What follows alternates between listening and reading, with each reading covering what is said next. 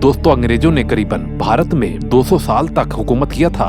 लेकिन दोस्तों आपको जानकर हैरानी होगी कि हमारे इस भारत देश में एक ऐसा इलाका भी है जहां पर अंग्रेज कभी भी कब्जा नहीं कर पाए। भारत के अंडमान निकोबार में नॉर्थ सेंटिनल आइलैंड एक ऐसी जगह है जहां पर ब्रिटिश हुकूमत का राज बिल्कुल भी नहीं चल पाया। साल 2004 में नॉर्थ सेंटिनल आइलैंड पर बहुत ही ज्यादा खतरनाक सुनामी आई थी, जिस वजह से मेडिकल हेलीकॉप्टर को नॉर्थ सेंटिनल आइलैंड भेजा गया ताकि ये जाना जा सके कि वहाँ पर रहने वाले आदिवासियों की किस तरह से मदद की जा सके। लेकिन जैसे ही हेलीकॉप्टर द्वीप पर पहुँचने वाला होता है तभी उनके ऊपर तीरों से बहुत ही बुरी तरह हमला होने लगा। हमला इतना ज्यादा खतरनाक था कि वो हेलीकॉप्टर जमीन पर उतर ही नहीं पाया। तो फिर मेडिकल टीम ने ये सोचा कि यहाँ के ये आदिवासी इतने ज्यादा खतरनाक है कि पूरे हेलीकॉप्टर को ही ध्वस्त कर दे रहे हैं, तो फिर एक सुनामी इनका क्या बिगाड़ सकती है। और ये सोचकर हेलीकॉप्टर से गई हुई टीम उन आदमखोर आदिवासियों को छोड़कर वापस चली जाती है और इस तरह से मेडिकल टीम अपनी जान भी बचा लेती है। दोस्तों पिछले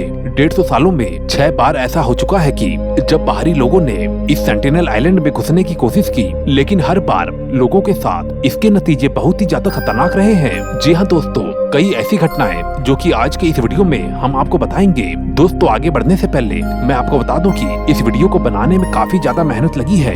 कृपया करके वीडियो को लाइक करके मुझे अपना सपोर्ट जरूर दें। चलिए आगे शुरू करते हैं। हिंद महासागर में एक ऐसा ही आइलैंड है जहाँ पर की दुनिया की सबसे अलग जनजाति रहती है और यहाँ के लोग पूरी दुनिया से कटे हुए हैं। इसका मतलब ये है कि इन लोगों को कोई भी फर्क नहीं पड़ता कि बाहर की दुनिया क्या कर रही है। कहा यह भी जाता है कि ये लोग बाहर की दुनिया से किसी भी प्रकार का कोई भी मतलब नहीं रखना चाहते हैं और कहा जाता है कि इनके आइलैंड पर बाहर से कोई भी जाता है तो उसे दूर से देखते ही ये लोग मार डालते हैं।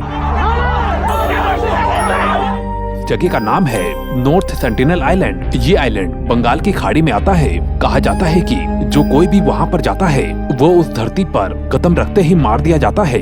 दरअसल दोस्तों समुद्र के रास्ते से जब बाहरी लोगों ने वहाँ पर जाने की कोशिश की, इन लोगों ने तुरंत ही उनके ऊपर भालों और तीरों से हमला करके बहुत ही बेरहमी से उनकी हत्या कर दी गई। इस आइलैंड पे रहने वाली जनजाति ने आज तक किसी भी बाहरी लोगों के हमले का सामना नहीं किया, बल्कि इन्होंने पहले ही उनके ऊपर हमला कर दिया। दोस्तों आज तक भारत ही नहीं बल्कि विदेशी लोग भी इस आइलैंड पर रहने वाले लोगों का रहन सहन और रहस्य नहीं जान पाए हैं। कहा जाता है कि इस द्वीप पर करीबन 60,000 सालों से आदिवासी रह रहे हैं। लेकिन दोस्तों वे लोग क्या खाते हैं, उनकी भाषा क्या है, वे अपने आप को कैसे जीवित रख पाते हैं, उन लोगों को भी बीमारी होती है या नहीं, इस बात का आज तक किसी को भी कुछ भी पता नहीं चल पाया है। और ऐसे ही दोस्तों साल 2018 में जब एक ईसाई लड़के ने यहाँ पर पहुंचकर इन आदिवासियों से मिलने की कोशिश की, ये लड़का अमेरिका का रहने वाला था, जॉन एलन चाउ था। ये गैर कानूनी रूप से वहाँ पर पहुँच जाता है। उसे पूरी उम्मीद थी कि वो ईश्वर के लिए वहाँ पर जा रहा है और वो सक्सेस भी होगा।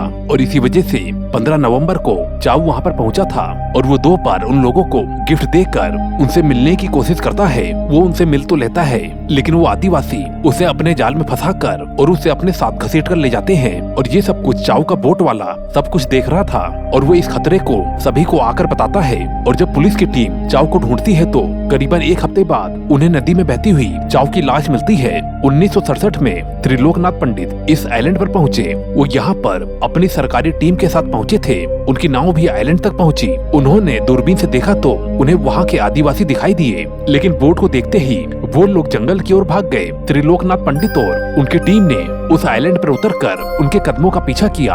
और जब वो लोग अंदर जंगल में जाते हैं तो उन्हें वहाँ पर 18 झोपड़ियाँ दिखाई देती हैं। वो झोपड़ियाँ घास और लकड़ियों से बनाई हुई थी और झोपड़ियों के अंदर आग भी जल रही थी।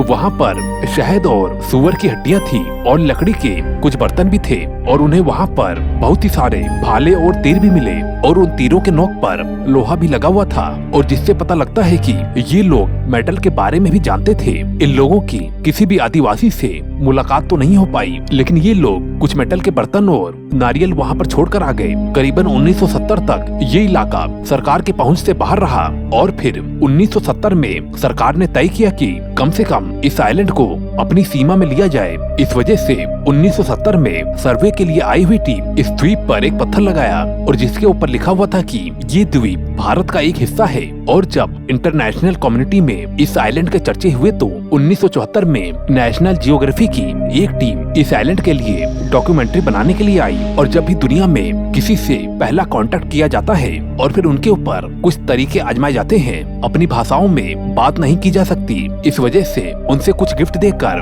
कांटेक्ट बनाया जाता है और साथ ही इशारों से बात करने की कोशिश की जाती है। जियोग्राफिक की टीम ने भी इस तरीके को अपनाने की कोशिश की, लेकिन जैसे ही उनकी नाव आइलैंड के नजदीक पहुंची तभी उनके ऊपर एक घातक तरीके से तीर चलने लगे और उनमें से एक तीर सीधा उनके एक टीम मेंबर को लगता है और उनका वो टीम मेंबर बहुत ही बुरी तरह से घायल हो जाता है। उस दिन टीम वापस लौट गई। 3 दिन की कोशिश के बाद उनकी टीम टापू के किनारे तक पहुंच पाई। यहाँ पर इन लोगों ने कुछ गिफ्ट छोड़े, जिसमें कि कुछ सुअर और नारियल, कुछ बर्तन, प्लास्टिक की कार और कुछ आदि चीजें दी, और ताकि ये लोग ये देख सकें कि इस आइलैंड के लोग किस तरह से रिएक्ट करते हैं। दोस्तों, आज की वीडियो इतनी ही। अगर आपको वीडियो पसंद आई हो तो कृपया करके चैनल को लाइक करके सब्सक्राइब जरूर कर दें, क्योंकि वीडियो बनाने में काफी ज्यादा मेहनत लगती है।